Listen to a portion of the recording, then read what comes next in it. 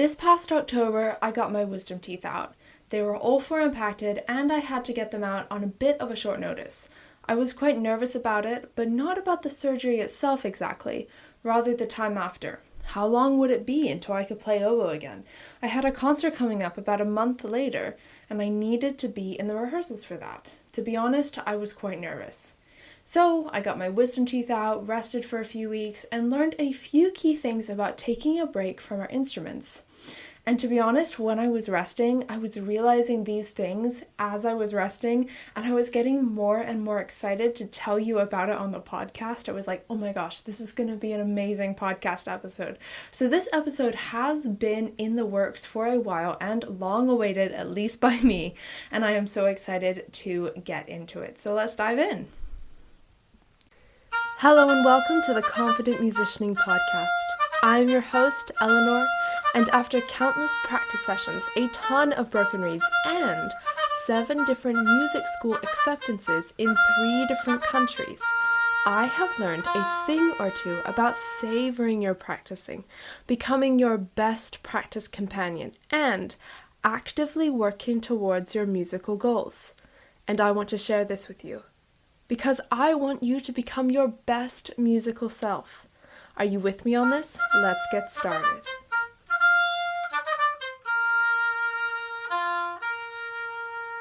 Hey and welcome back. Fun fact before we start, this intro music that you just heard was one of the first things that I recorded when I was able to play again after my surgery.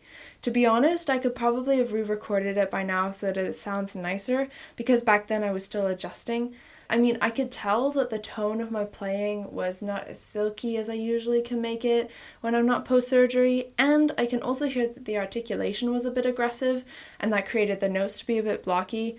But to be honest, I find it cool, because if it wasn't for the fact that I have this podcast, which for me serves as a bit of a journal, and the fact that I also have a proper practice journal, I wouldn't be able to compare this little recording to where I am now and see, oh my gosh, I have improved here, or I have done this, or something like that. But I find that really interesting. Anyway, let's dive into 3 things I learned through taking a break. Number 1, we got be patient with yourself because we need breaks. This one is so crucial. The time it took before I could play again was longer than I expected it to be, so I had to be really patient with myself in the process. Even in rehearsals, I attended the rehearsals, but I couldn't actually play. So I just sat there and I took notes. And to be honest, it was kind of strange because I was just sat there in the oboe section and I was like, I feel like I should be playing. This feels wrong. But it was a necessary part to the process because I was healing. It's also good to remember that it is okay if you come back not as strong as you left. We will all come back differently. Probably we will come back stronger in some ways and not as strong in other ways, because that's just how life works. But it is okay if you come back and you're not as strong at something than you hoped you would be. Now remember, my whole mouth had to recover from the surgery, so waiting until it was all healed was crucial. So I really had to be really patient with myself because I had to wait until my whole mouth was healed, because oboe blowing, that has a lot to do with your mouth. And even without the reason of the surgery, I needed a break. This is something that I realized while I was taking a break, but before then, I had gotten into a practice rut. I was focusing more and more on my technique, really trying to get things cleaner in general, and I felt so stuck with it because I wasn't actually seeing myself improve.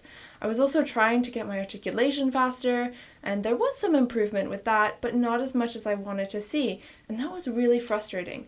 All in all, I found myself extremely frustrated. Because of the surgery, I had to step away and take a break from practicing. But even without the reason of the surgery, it was so beneficial that I took a break, because when I got back, it felt like a fresh start.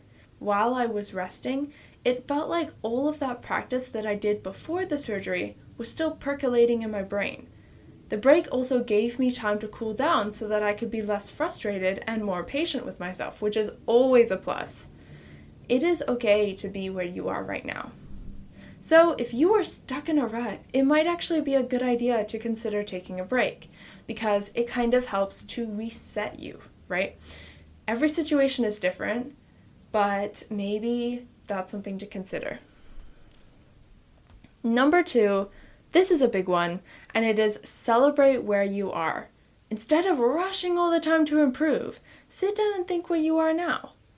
It's okay to be at the level you are now. Even celebrate it. Acknowledge how far you've already come and give yourself a real pat on the back for that. We are always trying to get better and go on to the next thing really fast, but sometimes we need to sit down and realize how far we've already come. This is a time of reflection and thinking about how we practice. There is also value for this in writing a little journal about where you were musically versus where you are now. Acknowledging how far you've come and the challenges you've got through, and also looking ahead to the next challenges. It is still the beginning of the year, friend, and I have the perfect cheat sheet for you for just that. This guide will challenge you to think about where you are musically now compared to where you are musically last year, compared to where you want to be this year. It is completely free just for you. It is in the show notes, so make sure that you go check that out because I think that it is really helpful for kind of resetting your practicing and also resetting your year because it is still the beginning of the year. It is still a better time than ever to really sit down and get your goals ready for this year. So if you want to go check out that guide, it is in the show notes to the podcast. Number 3, this is also a big one. We are more than our instruments. I'm going to say that again. We are more than our instruments. I think this is something that every musician needs to hear 2 times, 5 times, maybe 10 times a day, because it is so easy to attach our value to how well we play our instrument. But at the end of the day, that's not how it works. For me, during the break, I focused on other things. I mean, I did do work. I did work for the podcast, I wrote blog posts, I worked on creating content, but I also did hobbies. I knitted a sweater. Knitting is something that I really enjoy when I'm not playing the oboe. I love to knit. It is a great hobby. I also learned some languages. I worked on learning languages. A hobby of mine is learning languages, and I absolutely love doing that. So I focused on some Japanese grammar that I was really interested in, and I learned some vocabulary words in Swedish and French. And I focused on some German speaking. I really enjoy conversing in German, so I hit up some of my German friends and we hung out. It was really, really good. And it showed me that I am more than my oboe capabilities. That is a big thing. I am more than my oboe capabilities, and this is a big reminder for all of us. In fact, I challenge you to get a sticky note and to write on the sticky note, I am a human first and a musician second. I have said this before, I will say this again until the eternity. I am a human first and a musician second. That is so important. Remember this, breaks are productive, breaks are beneficial. So that is it for the podcast. I am so grateful that you hung out with me. That is so amazing. And if you want to check out that guide for getting this year set and ready to go, check it out in the show notes. It is in the show notes waiting for you, so make sure that you go and get that guide.